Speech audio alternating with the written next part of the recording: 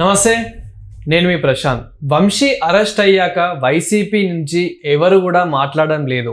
So అలాంటిది ఇప్పుడు ఈరోజు కొడాలి నాని బయటకు వచ్చి అయితే మాట్లాడడం జరిగింది. అదేవిధంగా కొడాలి నానితో పాటు ఇంకా వైసీపీ కార్యకర్తలు ఎవరైతే ఉన్నారో సో వాళ్ళు కూడా మాట్లాడడం జరిగింది. అసలు ఇంతకీ ఏం మాట్లాడారు? సో దీని గురించి అయితే మాట్లాడేందుకు ప్రస్తుతం మనతో పాటు సీనియర్ పొలిటికల్ అనలిస్ట్ కృష్ణకుమారి గారు ఉన్నారు. నమస్తే మేడం. నమస్తే మేడం, వంశీ అరెస్ట్ అయ్యాక సో అసలు వైసీపీ నుంచి ఎవరైతే ముందుకు రాలేదు అంటే భయపడుతున్నారంటారా?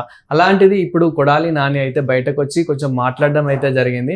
అది కూడా అంతంత మాత్రానే మాట్లాడినట్టయితే మనకు అనిపించింది. ఇంతకు ముందు లాగైతే మాట్లాడలేదు. సో ఇంతకీ ఏం మాట్లాడారు? అంటే ఒక రకంగా చూసుకుంటే ఏమనుకున్నారంటే ఎంతైనా వాళ్ళకి శత్రువు గురించి బాగానే తెలుసు.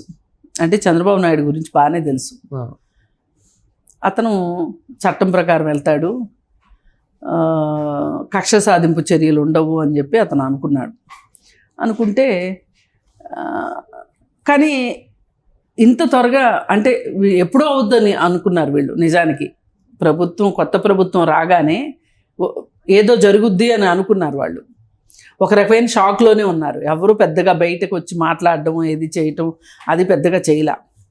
అయితే వాళ్ళ ఆశల మీద నీళ్ళు చల్లినట్లు ఇప్పుడు వల్లభనేని వంశీ అరెస్ట్ అయ్యాడు. వల్లభనేని వంశీ అరెస్ట్ అయిన తర్వాత కొంతమంది ఏమో కక్ష సాధింపు చర్య అన్నారు, కొంతమంది ఇది అన్నారు, కొంతమంది అది అన్నారు, ఏదేదో అన్నారు. ఇంకా రెడ్ బుక్ తీసేశాడనేమో పార్టీ వాళ్ళు అనుకున్నారు.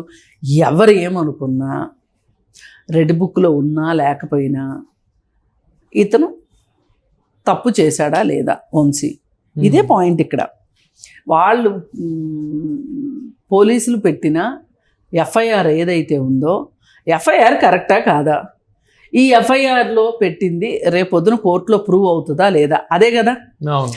ఎవరే కక్ష సాధింపు చర్య అనుకోండి, నిజం అనుకోనివ్వండి, అబద్ధం అనుకోనివ్వండి, ఇవన్నీ కోర్టుకు సంబంధం లేదు. కోర్టుకు కావాల్సింది ఏంటి? సాక్ష్యాలు, ఆధారాలు.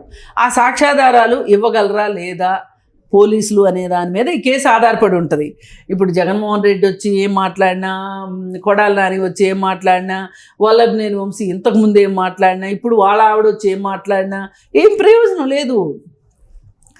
ఇప్పుడు ప్రస్తుతానికి ఉన్న విషయం ఏంటి అంటే ఈ ఎఫ్ఐఆర్ని క్వాష్ చేసుకోవటం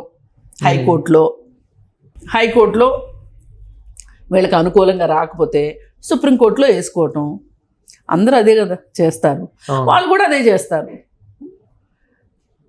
క్వాష్ అవ్వలేదు అనుకోండి, 14 రోజులు రిమాండ్ అయిపోయిన తర్వాత మళ్ళీ పొడిగిస్తారా? ఒకవేళ కస్టడీ అడుగుతారా? ఏదైనా ఆ ప్రొసీజరల్ ప్రకారం జరగాల్సిందే తప్పితే మీరెళ్ళి అమాంతం గుర్రాలు బాంబులు అవి ఇవి వేసుకుని వెళ్ళి బందిపోటు దొంగల మాదిరి వెళ్ళి జైలు నుంచి ఇడిపించుకోవడం అయితే జరగదుగా ఈ కాలంలో. మీరు ఎన్ని మాట్లాడినా మీరు చట్టానికి అనుకూలంగా చట్టానికి బద్దులై ఉండాల్సిందే, ప్రభుత్వం కూడా చట్టానికి బద్దులై ఉండాల్సిందే. అంతేనా కాదా? అలా కాకుండా మీరన్నట్లు కక్ష సాధింపు అది కూడా నిజమే అనుకుందాం. పోనీ కక్ష సాధింపు నిజమైతే మరి మీరు చంద్రబాబు నాయుడు గారి మీద పెట్టిన కేసు కూడా కక్ష సాధింపేనా? రంగనాయకమ్మ గారిని గుంటూరులో లేకుండా చేసింది కూడా కక్ష సాధింపేనా? ఆవిడ ఫేస్బుక్లో పెట్టినందుకు. మరి ఒక జర్నలిస్టుని మీరు అర్ధరాత్రి అరెస్ట్ చేశారు, అది కూడా కక్ష సాధింపేనా? ఇప్పుడు డాక్టర్ సుధాకర్ మాస్కులు అడిగితే అతను చచ్చిపోయేలాగా చేశారు, అది కూడా కక్ష సాధింపేనా? మరి ఇప్పుడు అవన్నీ కక్ష సాధింపులు అని మీరు ఒప్పుకుంటే కనుక ఇది కూడా కక్ష సాధింపు అవుతుంది. అవైతేనేమో మీరు నికార్సుగా రూల్ బుక్ ప్రకారం చేసినట్టు మీరు చేస్తే, రెండో వాళ్ళు చేస్తేనేమో కక్ష సాధింపు. ఇట్లున్నాయి మీ తెలివితేటలు. మరి ఆ తెలివితేటలు అరికాల్లో ఉన్నాయా మోకాల్లో ఉన్నాయో అర్థం కావట్లా. మేము అదే విధంగా కొడాలి నాని ఏమంటున్నారంటే మీ మీద కూడా 3 కేసులు ఉన్నాయి కదా అంటే 3 కేసులు ఏంటి 30 కేసులైనా పెట్టుకోండి అని చెప్పేసి మాట్లాడడం జరుగుతుంది. ఇది ఈరోజు తాజా వార్త. దీనికంటే ముందే ఏమన్నాడు? అసలు మమ్మల్ని టచ్ చేస్తే చూపిస్తామన్నాడు. అన్నాడా లేదా? మరి ఎందుకు చూపించలా? ఇప్పుడు ఇంకా కామ్ అయిపోయాడు. అసలు ఓడిపోయినప్పటి నుంచే కామ్ అయిపోయాడు. ఇవన్నీ కూరలు తీసిన పాములు, గాలిపోయిన బెలూన్లు, ఇలాంటి ఏమన్నా చెప్పుకోవాలంటే అవి చెప్పుకోవడం తప్పితే వేరే ఏమీ లేదు. నేను లేస్తే మనిషిని కాదంటాడు ఒక్కొక్కడు. లేవడం అదేమిటి, నేను లేవలేదుగా అంటాడు సింపుల్గా. నేను లేయిస్తే కదా మనిషిని కాదన్నాను అంటాడు. ఈ లెక్కలో ఉన్నారు వీళ్ళందరూ. సరే ఎవరు ఎప్పుడు ఎవరి మీద ఎవరు నెక్స్ట్ అనే దాని మీద ఉన్నారు. అవును. ఎవరి కాళ్ళకి గుండెల్లో ఎవరు నెక్స్ట్ అదే. పైకి ఇంకోటి కూడా ఉంది, అసలు ఎవరెవరినో తొందరగా తేల్చేసి జైల్లో పడేస్తే బాగుండు, అదేదో ఆ 4 రోజులు ముచ్చట కూడా తీరిపోతే వాళ్ళకి కూడా కక్ష తీరిపోయింది అంటే ఇక మన వదిలేస్తారు అని కూడా అనుకుంటున్నారు వాళ్ళు. అట్లా ఉండదు. అంత ఈజీ అయితే ఇంకేమి, ఇది ఏమైనా విక్రమార్కుడు సినిమానా నన్ను కొట్టండి అని అడగటానికి, చొక్కా ఇప్పి కూర్చొని కొట్టమని అడగటానికి కాదు కదా. ఇది రియాలిటీ, అది సినిమా. అందుకని మీరు అడిగినా అడగకపోయినా ఎవరి మీద కేసు వచ్చినప్పుడు ఆ కేసు గురించి పట్టించుకుంటారు. ఇప్పుడు ఈ కేసు క్లియర్ కట్గా నువ్వు అతనిని ఎవరైతే కేసు పెట్టాడో అతన్ని తీసుకొని వెళ్ళి అతన్ని నిర్బంధించి అతన్ని భయపెట్టి నువ్వు అతను జడ్జి ముందు స్టేట్మెంట్ ఇచ్చేలాగా చేసావు. అదేదో బయటకు వచ్చింది. నీ దురదృష్టం బాగుండి అదే గాలికి పోయే కంపని నెత్తినేసి గట్టిగా నెత్తికేసి ఒత్తుకున్నట్టు ఉంది తప్పితే వేరే ఏమీ లేదు. ఈయన ఏమనుకున్నాడంటే నేను పెద్ద హీరోని, ఎప్పుడన్నా ఒకసారి కోర్టుకు వెళ్ళాల్సి వస్తే వెళ్ళి వాళ్ళ జడ్జి ముందు చేతులు కట్టుకుని నిలబడటం ఏంటి, నేనేంటి, నా తాత ఏంటి అనుకున్నాడు వల్లభనేని వంశీ. అందుకే ఇప్పుడు ఏమైంది, ఏదో పిల్లాశాలు వేసాడు. వేసేసరికి డైరెక్ట్గా జైలుకే వెళ్ళాల్సి వచ్చింది. మరి ఇప్పుడు మళ్ళీ రిమాండ్ పొడిగించవచ్చు, పోలీస్ కస్టడీకి తీసుకోవచ్చు, బెయిల్ ఎప్పటికి వస్తుందో తెలియకపోవచ్చు. కానీ సహజ న్యాయ సూత్రాల ప్రకారం వస్తుంది అనుకోండి, అది వేరే విషయం. కానీ కోర్టుకి అయితే వెళ్ళాల్సిందేగా. ఇప్పుడు నెక్స్ట్ కూడా జైలుకి ఎవరు అనేది కూడా పెద్ద ట్విస్ట్. ఎందుకంటే ఆల్రెడీ మనకి ఈ కూటమి ప్రభుత్వం వచ్చినప్పటి నుండి ఒక్కొక్కరు నేర్పారేస్తున్నారు, మనం చూస్తూనే ఉన్నాము. ఎక్కడండి ఎవరు నేరేశారు చెప్పండి, ఎవరు నేరేశారు? ఏంటి ఏమీ మొదలెట్లేదు. Operation blue star, operation red star అని చాలామంది కార్యకర్తలు అనుకుంటున్నారు. చాలా అసహనం కూడా చూపించారు. ఇందుకేనా ప్రభుత్వం మారింది, అమ్మ వీళ్ళకి సిగ్గుసరం లేదా, సీమునెత్తురు లేదా, ఇట్లా రకరకాలుగా మాట్లాడుకున్నారు.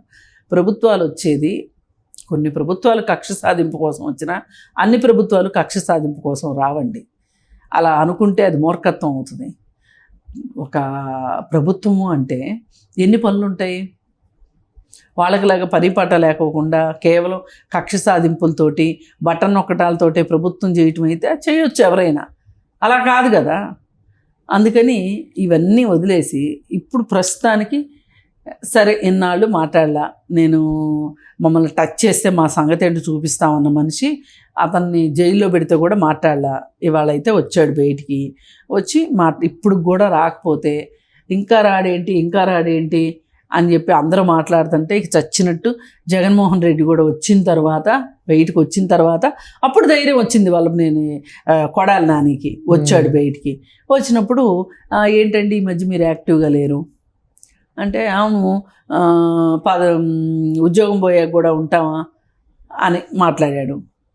మరి ఆయనకే తెలియాలి, ఆయనకి అసలు మళ్ళీ ఉద్యోగం వస్తుందని నమ్మకంలో ఆయన ఉన్నాడా, అసలు ఆయన మొహంలో మళ్ళీ మనం పాత కళాకాంతుల్ని ఆ పాత జోషు చూస్తామా లేదా, మనకు అదృష్టం ఉందా లేదా అంటే ఆయన మాట్లాడే బూతులు విని అదృష్ట భాగ్యం మనకు ఉందో లేదో చూడాలి. మరి ఆయనకు ఉద్యోగం వస్తే ఆ అదృష్టం వస్తుంది, ఉద్యోగం లేనప్పుడు మాట్లాడలేడు కదా ఆ విధంగా.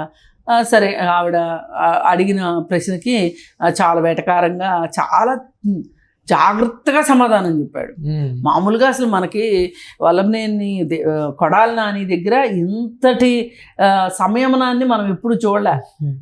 కాస్త హాస్య ధోరణిలోనే మాట్లాడాడు. అవును, అంటే మనం గతంలో ఎప్పుడు చూసుకున్నా కానీ సీరియస్ గానే అదే మాదక ద్రవ్యాలు సేవించిన వాడికి మళ్ళీ కళ్ళు దాగిన కోతిలాగా ఎగరటం తప్పితే ఈ మాదిరి కుదురుగా మాట్లాడింది ఎప్పుడూ లేదు. సరే ఓళ్ళ బళ్ళు అవుతాయి. ఇప్పుడు ఆ పరిస్థితిలో ఉన్నాడు కాబట్టి ఆ మాదిరిగా అంటే ఎంతో కొంత ఒళ్ళు దగ్గరికి వచ్చిందని అర్థం అన్నమాట. దీన్ని బట్టి ఇంతకుముందు చేసినట్టు ఒళ్ళు దగ్గర లేని వ్యాఖ్యానాలు చేసి మన కర్మకు మనం బీపులు వేసుకుని తినే పరిస్థితి లేకోకుండా ఇప్పుడు కాస్త ఒళ్ళు దగ్గర పెట్టుకొని మాట్లాడాడు. పైగా అదేగా చెప్పాడు, 3 కేసులు కాకపోతే 30 కేసులు, నాకు 3 మంది లాయర్లు ఉన్నారు, ఇలా చెప్పుకుంటూ వచ్చాడు కదా. ఇప్పుడు చాలామంది ఏమనుకుంటున్నారంటే మళ్ళీ మనం కొడాలి నాని విశ్వరూపం చూడాలి అంటే ఆయనకు మళ్ళీ పదవి వస్తే తప్పితే ఆయన విశ్వరూపం చూడలేము అనేది జనాలకు కూడా అర్థమైపోయింది. కాకపోతే జనాలు కూడా ఆయన విశ్వరూపాన్ని పదే పదే చూడాలని అనుకుంటున్నారని నేను అనుకోను. అందుకని వీళ్ళంతా ఏంటంటే ఓ 30 ఏళ్ళు ఉంటాం కదా అని పథకరచన చేసుకొని ఎవరికి ఇష్టం వచ్చినట్టు వాళ్ళు తాడేపల్లి స్క్రిప్ట్ని పాటలు పాడుకుంటా హరిదాసుల మాదిరి తిరిగారు దేశం మీద పడి. ఇప్పుడు ఎవరికి వాళ్ళు అతనున్నాడు అనిల్ కుమార్, ఎవరు నెల్లూరు అతను, అతను ఒక అమ్మ అబ్బకి పుడితే ఏం మాటలు రావి అసలు అర్థం కావట్లేదు. ఎవరైనా అమ్మ అబ్బకే పుడతారు కదరా, ఆ మాత్రం జ్ఞానం కూడా లేకుండా ఆ తాడి చెట్లాగా అంత ఎత్తి ఎదిగావు, ఎందుకు ఎదిగావో అర్థం కావట్లా. అసలు అది నోరా లేకపోతే పాయకాని దొడ్డినా అసలు. అమ్మకి అబ్బకి పుట్టారంట లోకేషన్ను చంద్రబాబు నాయుడు, ఒక అమ్మకి అబ్బకి పుట్టినోళ్ళు అయితే. ఏం మాటలు ఇవి? ఎవరిని అవమానిస్తున్నారు మీరు? ఇదే మాట మిమ్మల్ని అడిగితే, ఇప్పుడు మీ అమ్మని తిట్టడానికి కాదు, వేరే వాళ్ళ అమ్మని తిట్టేది ఎందుకు మాట్లాడుతున్నారో అర్థం కావట్లేదు. బ్యాచ్ అట్లాగే తెచ్చారు. ఇప్పుడు నిన్ను నీటిపారుదల శాఖ మంత్రిని చేశారు, నువ్వు ఎంత అందంగా ఎలగబెట్టావో తెలుస్తూనే ఉంది. దానికి సంబంధించి నీ మీద కేసు రావచ్చు. మళ్ళీ ఆ తర్వాత అంబటి రాంబాబుని చేశారు. అంబటి రాంబాబు అసలు అదేంటో నాకే అర్థం కాలేదు, మీకు కూడా అర్థం కాదు అని చెప్పి ఓ పెద్ద స్టేట్మెంట్ ఇచ్చేసాడు, పెద్ద తత్వవేత్తలాగా వేసి. సరే అవన్నీ అర్థం కాని విషయాలను ఎత్తినేసుకోవడం ఎందుకులే అని చెప్పి ఆ వచ్చిన డ్యాన్స్ ఏదో వేసుకుంటా సంక్రాంతి పండగకి డాన్సులు వేసుకుంటా రోడ్డు మీద తిరిగాడు. వీళ్ళు మంత్రులు, విద్యాశాఖ మంత్రి 1-2 సార్లు ప్రెస్ మీట్ పెట్టినట్టు గుర్తు నాకు, ఆ బొత్స సత్యనారాయణ. ఆయనే మాట్లాడాడు, ఆయనకు అర్థం కాదు, ఆయన మాట్లాడింది మనకు అర్థం కాదు. మీ మంత్రుల సంగతులన్నీ ఇలా ఉన్నాయి, ఒకళ్ళ తర్వాత ఒకళ్ళు మీరు చేసిన పనులను బట్టి ఉంటాయి తప్పితే కక్ష సాధింపు చర్యలను బట్టి ఉంటాయని నేనైతే అనుకోను. Thank you.